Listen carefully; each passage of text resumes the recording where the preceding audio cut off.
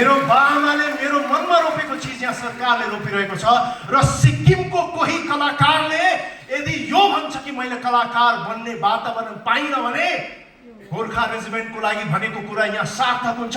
यदि कसैले यो भन्यो मलाई डर लाग्दैन भन्यो भने दुई चिज हुन्छ रे, कि उसले झुट बोलिरहेको छ कि त त्यो गोर्खा। यदि कसैले सिक्किममा बसेर यो भन्यो कि म कलाकार हुँदिन भन्यो भने त्यसले झुट बोलिरहेको छ कि त्यो कलाकार बन्न लायकै छैन। Thank you very much. I feel so honour being here.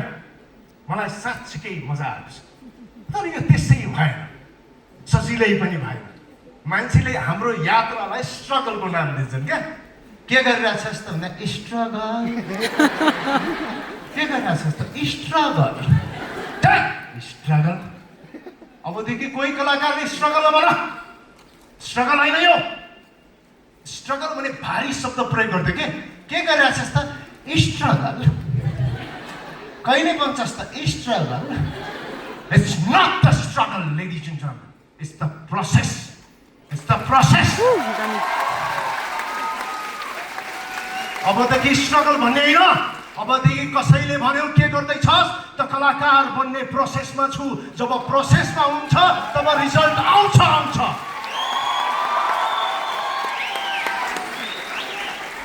You get what you deserve. You get what you deserve. लायकको भइसकेपछि रिजल्ट तपाईको पक्षमा नआएर सुखै पाउँदैन यार। यस, हामी कम्प्लेन गर्छौँ कि यो भएन त्यो भएन, यो भएन त्यो भएन। मैले जस्तो जसरी सुर भन्छु त्यसरी ताली बज्नुपर्छ, नत्र म श्राप दिन्छु। यो भएन त्यो भएन। एकछिन सर, तपाईको बेचारा प्रोसेसमा छैन। Ready ma'am? हजुर पनि यति भन्ने आँट त राख्छु नि मैले। रेडी? यो नियम चाहिँ क्यामेरा पर्सन बाहेक, फेरि क्यामेरै छोडेर। रेडी? यो भएन। यस्तै दर्शक हो क्या,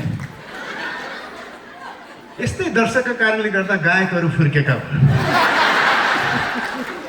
गायक पुरा आफ्नो तयारीमा आएको हुन्छ, पुरा पैसा लिएको छ त्यसले, त्यसलाई पुरा गाना देऊ, बिचमा आफ्नो क्षमता नदेखाऊ। जे ताली भनेको छ त्यही बजाऊ। म मात्रै गाउँछु, मलाई पनि दिएको छ।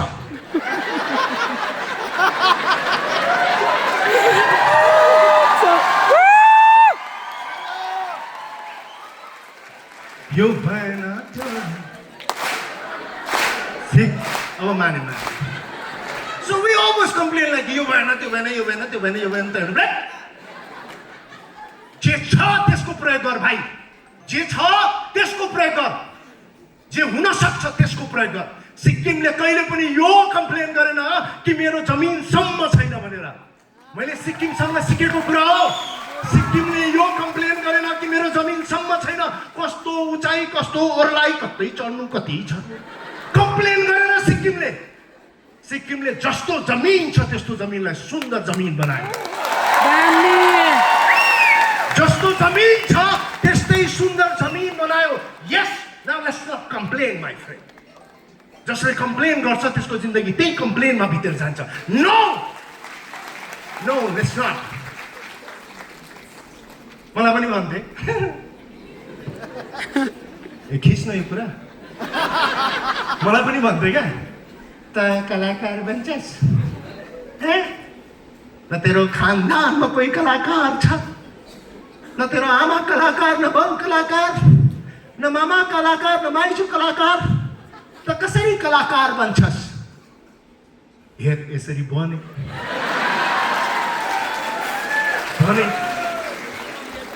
यो तपाईँलाई पनि भन्न सक्छ है, भन्छ क्या कसरी बन्छस् भन्छ कि भन्दैन? भन्छ कि भन्दैन? अनि हाम्रो नेपालमा चाहिँ, नेपाली भाषामा चाहिँ एउटा उखान छ क्या। मेरो फोटो भयो? मेरो फोटो गयो भनेको ब्याक स्टेज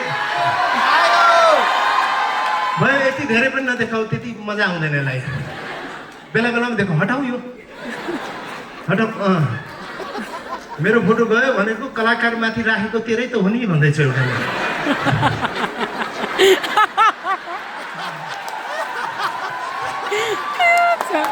त्यो त म होइन है। सो तपाईँहरूलाई पनि भन्न सक्छ, त कसरी कलाकार बन्न सक्छस्? न तेरो आमा कलाकार, बाउ कलाकार, मामा कलाकार, माइजू कलाकार, कसरी कलाकार बन्न सक्छ? त्यसलाई पनि हजुरलाई पनि भन्यो होला त्यस्तो, राइट? सर हजुरलाई पनि भन्यो होला, टेरियामा त तँलाई पनि भन्यो होला। यो त मेरो यति बच्चा थियो, कसम भनेको अचानक हेरेर हिरोइन बनिसकियो। कसरी बे? अस्ति मात्रै कोरियामा मसँग नाचिरहेको थिएछ नि यत्रो। मेरो आफ्नै देब्रे हातले तेरो सिकान पुछेको मैले हो। मेरो छोरीभन्दा 4 वर्ष जेठी हुली हो। सरी आम म्यारिड।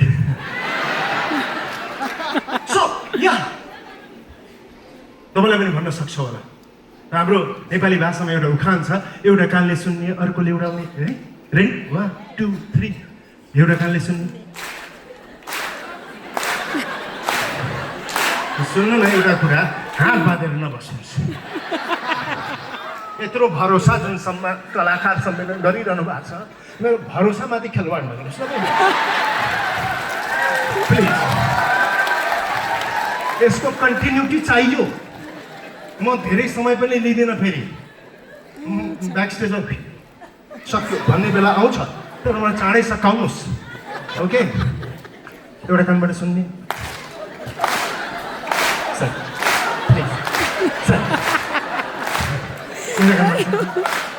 एउटा कानबाट सुन्ने, बस धराइको सबै एउटा कानबाट सुन्ने, अर्कोबाट उडाउने। यहाँबाट सुने, यहाँबाट सर निक्लियो, निक्लिँदैन निक्लिँदैन निक्लिँदैन। त्यसकारण एउटा कानले सुन्ने अर्को कानले उडाउने होइन। नचाहिँदो कुरा सुन्दै नसुन्ने, सुन्दै नसुन्ने। किनकि सिरियसली म भन्दैछु, खानामा मिसाएको विष छुट्याउन सजिलो हुन्छ साथी, तर कानमा मिसाएको विष छुट्याउन गाह्रो हुन्छ। त्यसकारण अब हेर्नुहोस्, प्रोसेस छ है। त्यसकारण जस्तो सुन्छस् त्यस्तै सोच्छस्, जस्तो सुन्छस् त्यस्तै सोच्छस्, जस्तो सोच्छस् त्यस्तै विचार गर्छस्, जस्तो विचार गर्छस् त्यस्तै विश्वास गर्छस्, अनि जस्तो विश्वास गर्छस् त्यस्तै काम गर्छस्, अनि जस्तो काम गर्छस् त्यस्तै रिजल्ट निक्लिन्छ। त्यही भएर सुन्ने बेलामै अब कसैले तपाईँलाई त बन्छस् भने मैले गरेको स्टाइल यही हो। म जाँदा जाँदै एउटा इन्सिडेन्ट सुनाउन चाहन्छु, because there are lot more performance going on ladies and gentlemen. जाँदा जाँदै कि मैले +2 पास गरेँ एन्ड बिरगञ्ज छपकाया वडा नम्बर 2 भन्ने ठाउँमा म जन्मेको हो। त्यहाँ एउटा संसारी माई भन्नेको मन्दिर छ। त्यो मन्दिरमा म बसिरहेको थिएँ। त्यस बेलामा कलेज पढाउने मेरा काकाहरू आउनुभयो, मलाई यसो हेर्नुभयो, हेरेर भन्नुभयो, म्याम त के भन्छस्? अब भित्रबाट कलाकार छ, कलाकार छ, तर भनौँ त्यसले पत्याउँदैन होइन, लाग्छ नि। त्यही भएर कतिपय मान्छेहरू भन्दै नभनिकन सप्रेस भएर बस्छन्। सप्रेस भएरै जे सप्रेस गर्छन् त्यो बन्दैनन्, अनि अर्को चिज बन्छन्। खासमा शिक्षा एउटा, इच्छा अर्को छ नि त हाम्रो, होइन? त्यही भएर बिचरा एउटा सिङ्गर बन्न खोजिरहेको हुन्छ, जबरजस्ती डक्टर बनाइदिन्छ। अनि अर्को काम के भन्दाखेरि अपरेसन गर्दा पनि गीत गाइरहेको छ।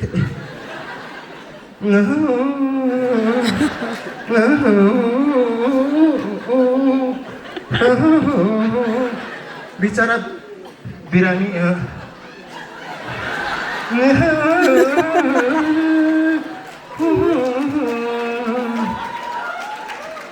एकजना मेरो त्यस्तै सिङ्गर डक्टर दाइ छ। पहिलो अपरेसन स्टाफहरूले माला लिएर गयो अनि दाइले भन्यो माला किन दे त भन्यो कि सक्सेस भयो भने तपाईँलाई लगाउने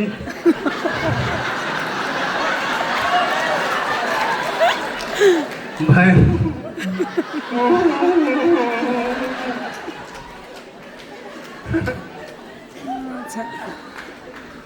सो मेरो कलेज पढाउने काकाहरू आउनुभयो जसलाई म विश्वास गर्थेँ आइडलाइज गर्थेँ कहिलेकाहीँ तपाईँले आइडलाइज गरेको भनेको मान्छेहरूको पनि कुरा सुन्नु हुँदैन है सबैभन्दा जोडले तपाईँको मनले भनेको कुरा सुन्नुपर्छ मनलाई अट्टेरी बनाउनुहोस् जबसम्म यो मन अट्टेरी हुँदैन जिद्दी हुँदैन तबसम्म चिज बिजाउँदैन मेरो काकाले मलाई सोध्नुभयो के भन्छस् भित्रबाट कलाकार छ तर विश्वास गर्दैन त्यसको मन राख्न मैले भने म्यानेजमेन्ट पढिरहेको म अनि मैले भने कि के भन्छ आइसक्यो यहाँसम्म कलाकार तर भन्दिनँ मैले सुनेको थिएँ कि एउटा सिग्नेचर गर्ने बित्तिकै पैसा कमाउने भनेको एउटा प्रोफेसन छ त्यो हो सिए मैले भने के भन्छस् त मैले भने सिए भन्ने बित्तिकै मेरो काकाले म माथि बमबारी गरे सिरियसली यहाँ रसियाले युक्रेनमा हानेको भन्दा खतरनाक इजरायलले पेलिस्टाइनमा हमासमा हानेको भन्दा खतरनाक